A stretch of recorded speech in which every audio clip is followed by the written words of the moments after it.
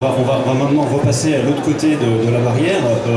Jean-Pierre, donc vous avez 15 ans, 20 ans d'expérience comme travailleur humanitaire, puis à un moment donné, vous fatiguez, j'ai cru comprendre que la fin n'était pas forcément évidente. On en sort aussi de ce milieu humanitaire. Comment ça se passe? On arrive à se recaler quelque part. Comment on fait valoir ses compétences et tout ce qu'on a développé dans ce milieu?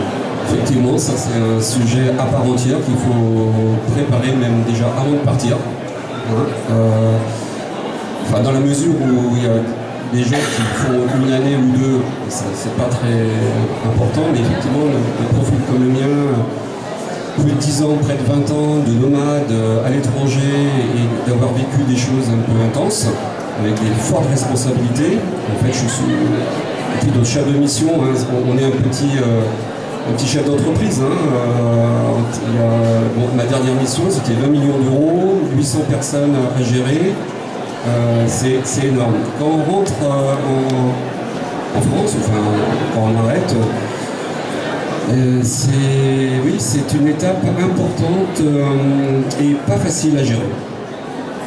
J'ai mis beaucoup d'années en fait avant de décider d'arrêter. Les breaks commençaient à s'allonger, je me posais des questions de me retourner en fac, même si dans mon parcours humanitaire j'ai passé un master aussi pour me professionnaliser. On cherche sa voie, la formation en France, quoi faire, l'économie sociale et solidaire, rentrer dans les sièges des ONG. On cherche, il y a pas mal de pistes en fait. Et en plus, en fait, les motivations de rentrée, c'est aussi des motivations personnelles. J'ai une compagne, poser sa valise, avoir sa petite maison, ce genre de choses. Elle vous a jamais accompagné en mission? Si. En fait, on s'est connus là-bas. Ça facilite les choses, en fait. Petit milieu. Voilà. Ouais. Bref, et tout ça, donc j'avais déjà entendu parler de résonance humanitaire, et donc quand je suis rentré, je suis allé les voir, qu'est-ce qu'ils proposaient, comment ils pouvaient m'aider effectivement à cette réflexion, et me réinstaller en France, et trouver du travail qui me convenait, toujours en adéquation avec mes valeurs. Alors ils vous ont aidé comment concrètement? Comment ça s'est passé? Très bien. Résonance humanitaire, c'est vraiment chapeau ce qu'ils font. En fait, ils connaissent forcément, ils se sont spécialisés sur ce secteur de la solidarité internationale, donc ils connaissent très bien. Ils ont maintenant vu tellement de monde depuis leur création, depuis plus de 10 ans. Ils connaissent, et eux-mêmes, en fait, le fondateur Eric Gazo est un ancien humanitaire. Donc ils connaissent très bien les enjeux, les difficultés, les questionnements des gens qui rentrent et qui se posent les mêmes questions. Alors, tout de suite, donc, il y a plusieurs offres chez Résonance Humanitaire. D'abord, ils créent des groupes de travail. On cherche ensemble, c'est des groupes, et toutes les semaines, on se voit et on échange. Et comme ce sont des collègues finalement, des gens qui connaissent très bien qui on est, et nos difficultés, nos questions, on est assez ouvert et on échange nos CV, nos candidatures, nos pitchs. C'est ça que j'ai appris en rentrant en France. Il faut faire des pitchs d'1 minute. Parce que quand on est dans l'humanitaire trop longtemps, on perd aussi les réflexes, si je puis dire, de chercher du travail. Avant, je venais du privé, mais je bougeais, c'était tout à fait familier. Là, on perd certains réflexes, donc il faut tout récupérer.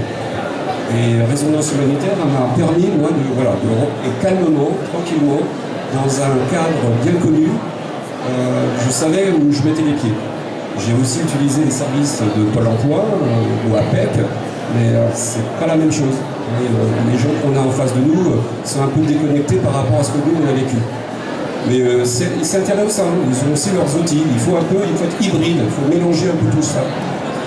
Et puis ce qui est très intéressant chez Résonance, ils font des ateliers, on peut avoir aussi un coach individuel pour nous aider individuellement à sa réflexion et à sa recherche d'emploi. Il y a aussi le réseau, c'est ça qui est en fait quasiment, pour moi, le plus important.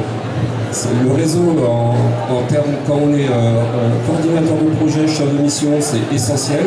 Quand on est sur le terrain, il faut avoir du réseau. Mais ici, c'est la même chose. Pour tous les boulots en général, mais le réseau, tous les adhérents qui sont passés par résidence humanitaire, en fait, quand vous adhérez, vous vous engagez à devenir vous-même ressource. Ce que je suis d'ailleurs aujourd'hui. Et ça, c'est super important parce que les gens, ils se sont redéployés. Les trois quarts, j'ai pas trop les chiffres exacts de résonance, mais 85% des gens retrouvent un boulot en France. Et ils sont redéployés oui, dans les sièges, dans l'économie sociale et solidaire, dans les organisations internationales, un petit peu dans le privé aussi. Vingtaine de pourcents qui trouvent du boulot dans le privé. Donc c'est assez diversifié et ça permet de contacter ces gens-là et comment ils ont fait, et c'est très positif. Alors en vous écoutant, on a l'impression que finalement être humanitaire ça peut durer, mais c'est quand même pas pour toute sa vie, quoi. Est-ce que ça veut dire que c'est qu'une étape dans sa vie, ou est-ce que vous avez d'autres expériences, d'autres personnes que vous connaissez qui sont restées plus longtemps, ou est-ce que toujours il y a cette espèce de fin nécessaire pour passer à autre chose? Non, je pense que c'est personnel. Il y a des gens effectivement qui continuent longtemps dans le secteur, ils ont fait le terrain, ils reviennent dans le siège. Je pense que oui, c'est chacun s'y retrouve. Moi, en rentrant, maintenant je travaille chez Expertise France. Je voulais un peu justement découvrir un autre milieu, c'est la coopération, l'aide au développement, c'est l'institutionnel. Bon, il y a le rêve, quoi. Le rêve, le challenge, faire autre chose. C'est tout à fait personnel, c'est chacun suit sa voie. Alexandre, une dernière question. Vous avez combien de recrutements par an chez Première Urgence Internationale? Je dirais entre 450 et 500.